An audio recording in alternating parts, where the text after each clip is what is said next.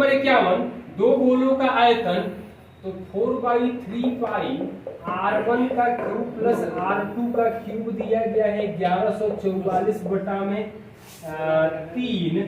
त्रिज्या का योग मतलब R1 R2 का योग दिया गया है हमें 7। तो अंतर पूछा गया मतलब R1 माइनस R2 पूछा जा रहा है, क्या होगा?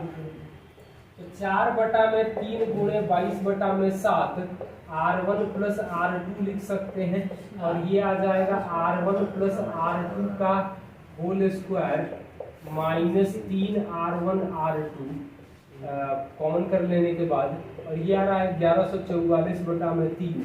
तो ये तो 7 है, 7 दिया गया तो खत्म हो जाएगा। 4 से भाग दे, 11 से पहले भाग दे, तो 11 से ये 2 बार में कटेगा 104, यानी 4 दूनी का 8 कटेगा 13, 3 से 3 कट गया, तो ये आ जाएगा, ये 7 तो 7 को कट चुका है, 49 माइनस 3 R1 R2 आ रहा है हमें 13 आ रहा है। तो क्या मिल रहा है? 36। R1 R2 आ जाएगा हमें 12, यही ना आएगा। R1 माइनस R2 जो आएगा वो under root R1 plus R2 का स्क्वायर माइनस 4 R1 R2 आएगा, मतलब 7 का स्क्वायर माइनस 4 गुणे 12 1 आएगा, यानी कि 1 आएगा। या जोड़ने पर 7 था, गुणा करने पर 12, तो 4 और 3 लिख सकते थे, तो अंतर आ जाता 1 का, तो ये भी लिखा जा सकता था। क्वेश्चन नंबर 52 दिया गया है, रोहित मोहित सुमित, रोहित मोहित और सुमित 8, 14, 21 दिन में काम कर सकते हैं। तीनों मिलकर के कितना दिन में? तो एलसीएम आएगा 168, 21, 12, 8, तो 20 और 41, मतलब मिलके करेंगे तो 168 बटा 41 दिन में करेंगे। 53 सिंप्लीफिकेशन है, कर लेना। 54 नंबर सवाल में प्रबंधक का औसत वेतन x, श्रमिक का औसत वेतन y 15 गुना है श्रमिकों का, तो x प्लस 15y, और टोटल संख्या जो आ जाएगी वो 16 हो जाएगी। तो दोनों का औसत 16 गुना है, तो 16 लोग मान ले रहे हैं। क्वेश्चन नंबर 55 सिंप्लीफिकेशन है, कर लेना। क्वेश्चन नंबर 56 में दिया गया है PQR 14,000, 18,000 और 24,000, यानी कि भाग दे दें 2,000 से, तो 7, 9, 12 के अनुपात में पैसा लगाया। वर्ष के अंत में लाभ, तो 12, 9, 21, 7, 28 के लिए लाभ दिया है 25, 48, 0। तो PQ का अंतर यानी कि 2 के लिए निकालना है, तो 14 से भाग दे देना, कैलकुलेशन कर लेना आप लोग। क्वेश्चन नंबर 57 बहुलक पूछा गया है, तो सबसे ज्यादा जो रिपीट कर रहा है वो 1 हो रहा है, जो डाटा सबसे ज्यादा होगा वही बहुलक होता है। क्वेश्चन नंबर 58 दिया गया है, x बटा में y दिया है 5/4, तो x बटा y अनुपात y बटा x, यानी कि y बटा x, तो x स्क्वायर अनुपात y स्क्वायर कर सकते हैं, यानी कि 25 अनुपात 16 है आंसर। क्वेश्चन नंबर 59 दिया है, एक वर्ग और एक आयत का क्षेत्रफल बराबर है, आयत की लंबाई वर्ग से 5 अधिक है, चौड़ाई 4 कम है, तो आयत का परिमाप क्या होगा? मतलब एक्स स्क्वायर वर्ग का क्षेत्रफल, लंबाई 5 ज्यादा है और चौड़ाई 4 कम है, तो यानी कि ये आ जाएगा x square plus x minus 20, x square यानी एक्स का मान तो 20 आ जाएगा, तो ये 25 आएगा और ये 16 आ जाएगा। तो आयत का परिमाप पूछा गया है, तो ये आ जाएगा 2, 25 प्लस 16 यानी कि 82 सेंटीमीटर आ जाएगा। क्वेश्चन नंबर 60, एक व्यक्ति 345 रुपया कैलकुलेटर की दर से खरीदता है, 40% हानि पर कैलकुलेटर बेचता है, तो 28 का विक्रय मूल्य क्या होगा? तो 345 60% 3/5 और 28 से गुणा कर देंगे, ये तो आ जाएगा 69, यानी कि 260 गुणे 28 करेंगे तो 56, 5796 आ जाएगा। इकाई अंक वैसे 6 आना चाहिए और एक ही जगह 6 दिख रहा है।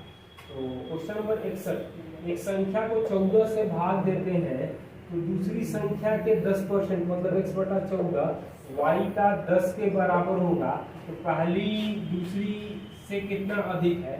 तो xy का अनुपात जो आएगा वो 14, 10, यानी कि 40% ज़्यादा होगा। 140 और 100 कर सकते हैं, तो पहले जो होगा दूसरी से 40% ज़्यादा है। 62 दिया गया है 1872 किलोमीटर 26 घंटा में मीटर्स पर सेकंड में बदलने के लिए 5/18 से गुणा करेंगे, तो 18 से भाग देंगे तो 104, 26 से भाग लगेगा तो 4 यानी कि 20 मीटर पर सेकंड आ जाएगा।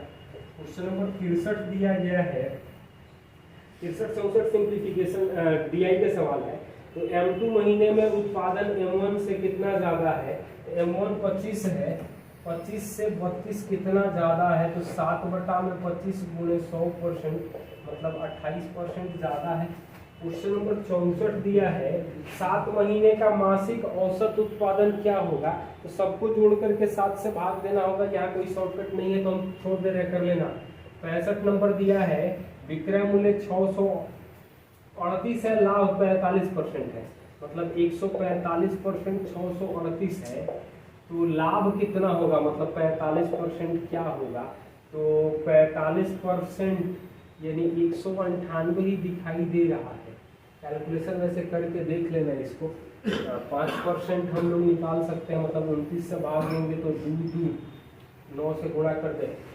क्वेश्चन नंबर 66 दिया है, वस्तु का अंकित मूल्य क्रय मूल्य से 40% अधिक है, मतलब CP 100 है तो MRP आ जाएगा 140, 50% छूट दिया गया यानी SP जो आ जाएगा वो 70, यानी कि 30% का हानि हुआ। तो विक्रय मूल्य क्रय मूल्य का कितना परसेंट है? तो विक्रय मूल्य क्रय मूल्य का 70% हो जाता है।